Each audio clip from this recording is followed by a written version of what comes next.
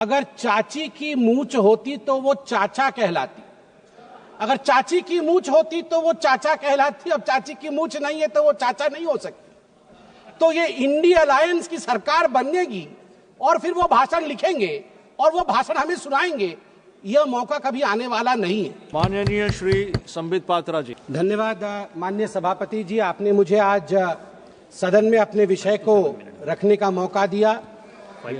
कल मैं सदन में मौजूद था और मैं नेता प्रतिपक्ष को सुन रहा था। नेता प्रतिपक्ष ने कहा कि अगर हम इंडी अलायंस की सरकार बनाते तो हमारा भाषण किस प्रकार का होता, उस भाषण के विषय में आज मैं संबोधन करूंगा। यहां सभी गणमान्य लोग बैठे हुए हैं, हिंदी समझते हैं और हिंदी में एक मुहावरा है, अगर चाची की मूंछ होती तो वो चाचा कहलाती। अगर चाची की मूंछ होती तो वो चाचा कहलाती। अब चाची की मूंछ नहीं है तो वो चाचा नहीं हो सकती। तो ये इंडी अलायंस की सरकार बनेगी और फिर वो भाषण लिखेंगे और वो भाषण हमें सुनाएंगे। यह मौका कभी आने वाला नहीं है। और वैसे सभापति महोदय, ये कोई बोल रहा है चाची 420, वैसे ये शब्द प्रयोग करना शायद प्रतिबंधित होगा, मगर सबसे महत्वपूर्ण विषय है कि ये इंडी अलायंस क्या है। अभी दिल्ली के चुनाव चल रहे हैं, कल दिल्ली का चुनाव है। अब इंडी अलायंस को लेकर किस प्रकार की भ्रामक स्थिति बनी हुई है आप देखिए। नाम लेना मना है, इसलिए बिना नाम लिए ही मैं बता देता हूं। टी शर्ट और मफलर के बीच लड़ाई चल रही है। टी शर्ट भी इंडी अलायंस में है और मफलर भी इंडी अलायंस में है।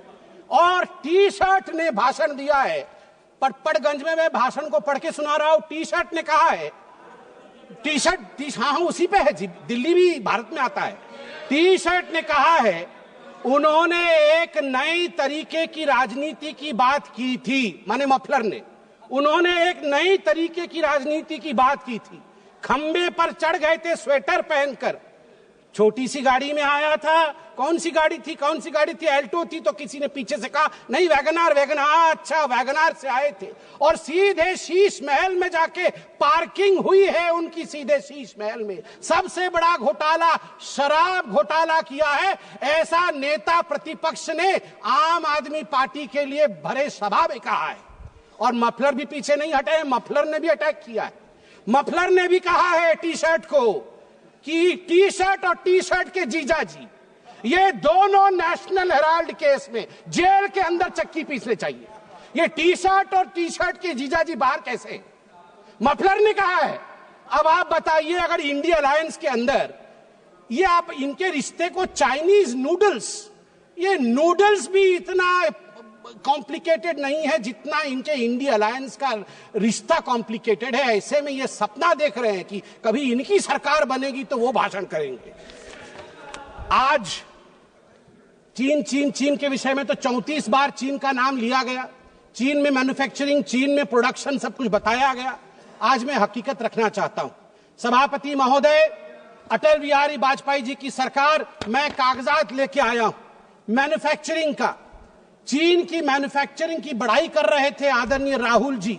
2004 में अटल बिहारी वाजपेयी जी के कार्यकाल में India China bilateral trade had set a new record with a total trade touching 13.6 billion US dollar, and India was enjoying a comfortable trade surplus of 1.75 billion US dollars. India का trade surplus था। हम export ज्यादा कर रहे थे, import कम कर रहे थे, 1.7 बिलियन डॉलर अधिक कमा रहे थे। मगर 2004 से 2014 तक 10 वर्षों में इनकी पार्टी ने ध्वस्त कर दिया उसे। 25 गुना जो डेफिसिट होता है, ट्रेड डेफिसिट, वो बढ़ा के रख दिया इंडिया और चाइना के बीच में। मैं आज सवाल पूछना चाहता हूं, यही करार हुआ था क्या? ये जो दोनों गए थे चीन में, MOU साइन हुआ था शी जिनपिंग के साथ, राहुल गांधी जी ने किया था क्या? यही करार किया था? आप बताइए। अब अनएम्प्लॉयमेंट के विषय में बातचीत हुई थी। अनएम्प्लॉयमेंट का रिकॉर्ड यहां मैं स्ट्रेट रखना चाहता हूं। RBI KLEMS, capital, labour, energy, material और सर्विसेज, इसके माध्यम से देश का एम्प्लॉयमेंट निर्धारित होता है। मैं आपको यहां आंकड़े दे दूं, जहां 2004 से 14 के बीच जब यूपीए की सरकार थी तो मात्र 2.9 करोड़ नौकरी दी गई थी। वही मोदी जी के 10 वर्ष के कालखंड में 2014 से 2024 के बीच 17 करोड़ की नौकरी दी गई है। 2.9 करोड़ वर्सेस 17 करोड़। यूपीए की कार्यकाल में एम्प्लॉयमेंट का ग्रोथ रेट मात्र 6% था और वही मोदी जी के कार्यकाल में 10 वर्षों से एम्प्लॉयमेंट का रेट 6% से बढ़ के 36%, 36% हुआ है। और कल राहुल गांधी बोल रहे थे कि यूपीए भी फेल हुई, एनडीए भी फेल हुई। अरे राहुल जी, यूपीए तो फेल हुई, आप फेल हुए मतलब यूपीए, वो आप जो है वो 8 तारीख को फेल होगी। आप तो फेल हुए ही हुए हैं, मगर हम डिस्टिंक्शन के साथ पास हुए हैं, डिस्टिंक्शन के साथ। युवाओं के बारे में राहुल जी बोल रहे थे।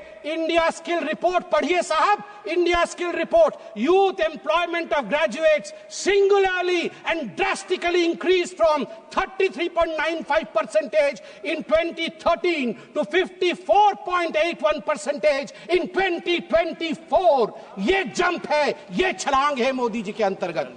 सभापति महोदय, अधिक समय नहीं लूंगा। मैं आपको 2 और छोटे छोटे विषय हैं, गंभीर विषय है, वो रखना चाहता हूं। एक विषय है चीन को लेकर। चीन को लेकर कहा गया कि आर्मी और प्रधानमंत्री के बीच कहीं ना कहीं संबंध खराब है। चीन को लेकर कहा गया कि हमारी जमीन हड़प ली चीन ने। 38,000 वर्ग किलोमीटर, 38,000 स्क्वायर किलोमीटर भारतवर्ष का जमीन चचा नेहरू ने चीन को दिया था। और मैं यहां पर ऑन रिकॉर्ड नेहरू जी के भाषण को रख रहा हूं। नेहरू जी ने भाषण देते हुए अक्षय चिन्ह पर जब अटैक हुआ था उनके ऊपर इसी पार्लियामेंट में, तो नेहरू जी ने क्या कहा था, ध्यान से सुनिए नेहरू जी ने क्या कहा था। Not a blade of grass grows there, not a blade of grass grows there, 17,000 feet high, uninhabitable, and we didn't even know where it is। तो हमने दे दिया। तो आप जानते हैं सभापति महोदय, महावीर त्यागी जो खुद कांग्रेस के ही मंत्री थे, नेहरू जी के कैबिनेट के, वो खड़े हुए और महावीर त्यागी जी के बाल नहीं थे, उन्होंने अपना सर दिखाया और कहा, Nehru ji, this head, bald head, does not grow any hair. Should I give the head to someone else? Should I give the head to someone else? तो नेहरू जी भी शर्मिंदा हो गए थे, नेहरू जी भी शर्मिंदा हो गए थे। आर्मी, अंत कर रहा हूं साहब, आर्मी ये गंभीर विषय है, मुझे और 2 मिनट दीजिए। आर्मी को लेकर राहुल जी ने कहा कि मोदी जी और आर्मी के बीच खाई है। मैं 2012 के एक आर्टिकल की ओर जो इंडियन एक्सप्रेस में छपा था, आपका ध्यान आकृष्ट करना चाहता हूं। हर किसी को वो आर्टिकल पढ़ना चाहिए। The January night Raisina hill was puked, 2 key army units moved towards Delhi without notifying government। और इस आर्टिकल में कहा गया है, मनमोहन सिंह जी को और गांधी परिवार को लगा था कि आर्मी तख्ता पलट कर रही है। अंत में द्रौपदी मुर्मू जी जो महामहिम राष्ट्रपति है, वो मेरे राज्य से आती है, वे उड़ीसा से आती है। इसलिए जब उनको पुअर लेडी और पुअर थिंग कहा जाएगा, उड़िया अस्मिता कभी चुप नहीं रहेगा। मैं बोलूंगा, ऐ जगदम्ब मदम्ब कदम्ब हवन प्रियवासिनी हासरते, शिखरि शिरोमणि तुंग हिमालय शृंग निजालय मध्य गते, मधु मधुरे मधु कैटभ भंजिनी रासरते, जय जय हे महिषासुर मर्दिनी रम्य कपर्दिनी शैलसुते, रम्य कपर्दिनी शैलसुते। भारत की नारी दुर्गा है। और यहां शिव जी की बात राहुल जी करते हैं, आदि देव शिव है, आद्य शक्ति मां दुर्गा है। याद रखिए, हमारी राष्ट्रपति आदिवासी है, आदि काल से जिसके ऊपर जल, जमीन और इस पूरे जंगल का आशीर्वाद हो, उनको बेचारा कहना उचित नहीं है। और याद रखिए, जगन्नाथ जी की भूमि से आती है। द्रौपदी मुर्मू जी जगन्नाथ जी की भक्त है और जगन्नाथ महाप्रभु जिसके पीछे खड़े हैं वो भक्त कभी बेचारा नहीं हो सकता है। जहां पछारे जगन्नाथ छिड़ा है चंती से राष्ट्रपति केबे भी बेचरा है पारिबो नहीं। आज मु कहबाकू चाहे 4.5 कोटी ओडियान को पक्षरे 4.5 कोटी ओडियान को मौड़मणि होचंती महाप्रभु जगन्नाथ भक्त होचंती द्रौपदी मुर्मू। द्रौपदी मुर्मू को बेचरा कहचंती सोनिया गांधी कौन जानचंती द्रौपदी मुर्मू को विषय रे। सोनिया गांधी को विरुद्ध रे प्रिविलेज बसरासु आ सोनिया गांधी क्षमा याचना करंतु। आज 4.5 कोटी ओडिया द्रौपदी मुर्मू पछरे पूरा ठिया ही चंती महाप्रभु जगन्नाथ आशीर्वाद। जय जगन्नाथ।